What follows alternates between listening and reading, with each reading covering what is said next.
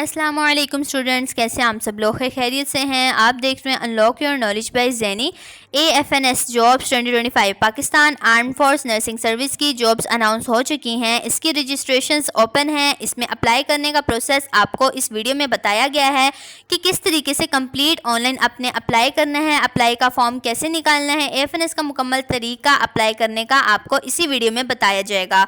AFNS army nursing course की आखिरी तारीख क्या है, step by step full apply करने का तरीका बताया जाएगा। 30 जून से लेकर 15 अगस्त इसकी रजिस्ट्रेशंस की लास्ट डेट है। अगर आपने हमारे थ्रू अप्लाई करवाना है तो वो भी हम आपका अप्लाई कर देंगे। बाकी लैपटॉप में किस तरीके से अप्लाई होता है, मोबाइल में किस तरीके से अप्लाई होता है, फुल तौर पे आपको इस वीडियो में बताया गया है डिटेल के साथ कि किस तरीके से आपने आराम से अपना ऑनलाइन अप्लाई करना है।